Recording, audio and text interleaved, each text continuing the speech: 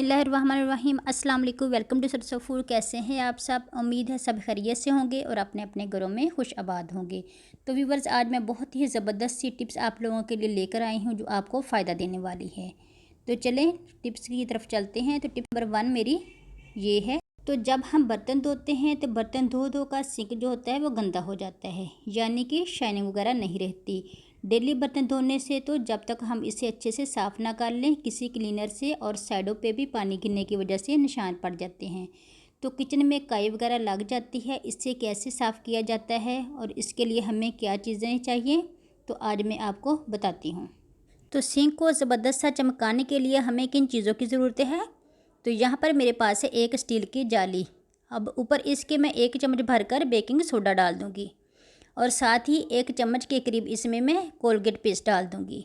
तो अगर आपके घर में कोलगेट पेस्ट है तो आप डाल लें, वरना आप जो भी आपके घर में कोई पेस्ट है वो आप यूज़ कर सकते हैं, लेकिन पेस्ट सफ़ेद होनी चाहिए।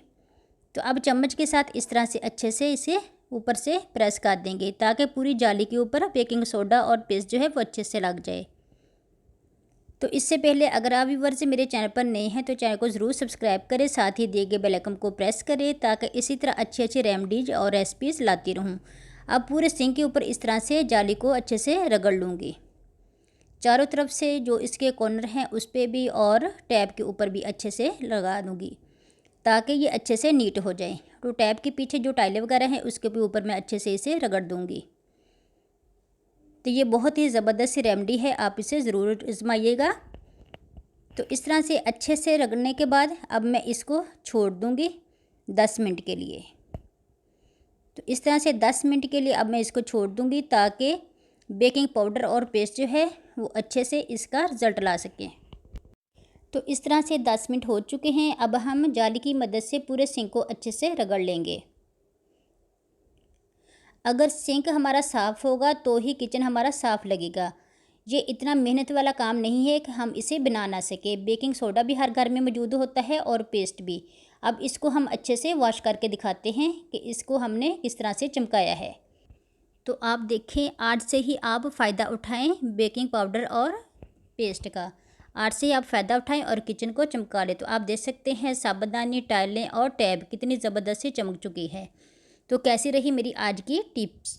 तो टिप नंबर मेरी 2 ये है। ये इलेक्ट्रॉनिक मशीनरी के हवाले से है, क्योंकि किचन में इसकी ज़रूरत होती है। जब हम गर्मियों में किचन का काम करते हैं, किचन में खाना बनाते हैं तो पंखे की ज़रूरत होती है। तो जब हम पंखा लगाते हैं तो जो चूल्हे का काम करते हैं उसकी वजह से पंखा ख़राब हो जाता है और हाथ हमारे गंदे होते हैं। किसी न किसी अफरा तफरी की वजह से हाथ हमारे गंदे होते हैं, कभी आटे की वजह से, कभी और किसी चीज़ वजह से।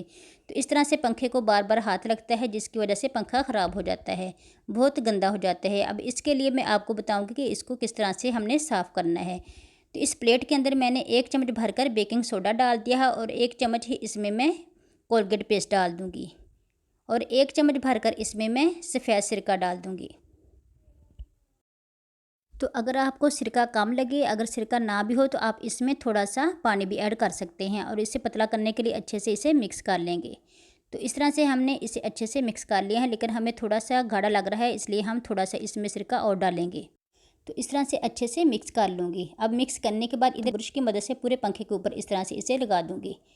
इस तरह से पूरे पंखे के ऊपर लगा दूँगी, जिधर जिधर पंखा गंदा है इस तरह से लगाती जाऊँगी ताकि इसका रिज़ल्ट अच्छे से आ जाए।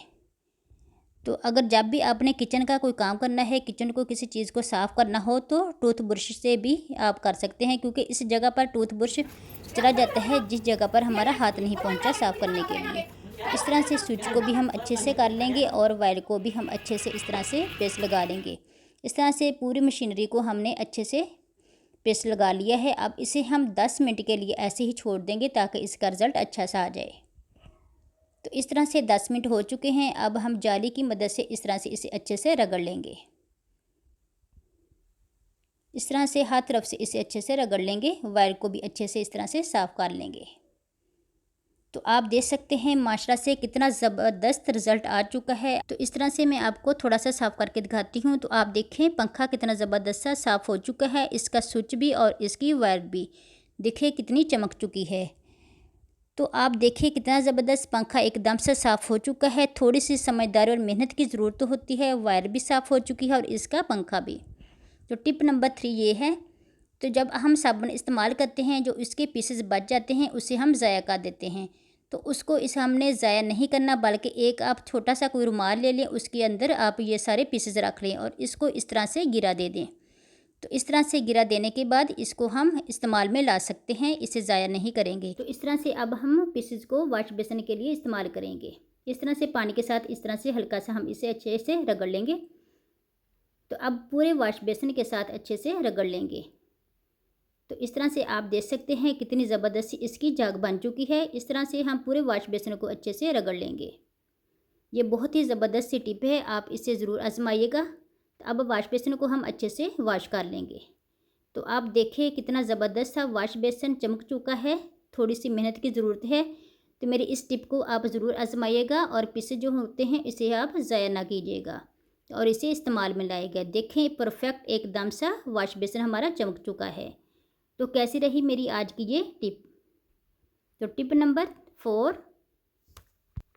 तो अक्सर जब हम कुंडी में लहसुन और अदरक का पेस्ट बनाते हैं, क्योंकि घरों में बाज़ औक़ात ये होता है कि चॉपर ख़राब हो जाता है, मगर ये कि लहसुन अदरक की हमें डेली ज़रूरत पड़ती है और फ्रिज में भी लहसुन अदरक का पेस्ट ख़त्म होता है, तो आखिर में ऑप्शन हमारे पास कुंडी का ही होता है। तो इसलिए जब हम कुंडी के अंदर लहसुन और अदरक का पेस्ट तैयार करते हैं, तो लहसुन जो होता है बार बार फिसल कर बाहर आ जाता है। तो इसकी वजह यह है कि जब हम इसका पेस्ट बनाएं तो इसमें हम हाफ़ चम्मच नमक की ऐड कर दें। इस तरह से हाफ़ चम्मच नमक की ऐड करने से क्या होता है कि लहसुन और अदरक का जो पेस्ट है बहुत ज़बरदस्त सा तैयार हो जाता है और लहसुन जो होता है वो बार बार फिसल कर बाहर नहीं आता। तो इस तरह से हम इसे अच्छे से इस तरह से पेस्ट तैयार करते रहेंगे। अगर आपने लहसुन और अदरक का ज़्यादा पेस्ट तैयार करना है तो आप इसमें 1 चम्मच नमक की डाल सकते हैं और जब आपने खाना बनाना हो तो उस मिकदार से आप इसमें नमक डाल लें, क्योंकि हमने लहसुन के अंदर भी नमक ऐड किया है। तो ये ऐसी टिप है कि हर हाउसवाइफ को, वर्किंग वूमेन को पता होना चाहिए जो किचन से रिलेटेड काम करती हैं। जब हम नमक डालेंगे तो बहुत ही सॉफ्ट सा पेस्ट बनकर तैयार हो जाएगा। तो इस टिप को आप एक दफ़ा ज़रूर आजमाइएगा, आपको रिज़ल्ट इसका 100% मिलेगा। तो उम्मीद है आपको आज की टिप अच्छी लगी होगी। अच्छी लगी हो तो लाइक करें, दोस्तों में शेयर करें और अपनी दुआ में याद रखें। Thanks for watching. अल्लाह हाफिज़।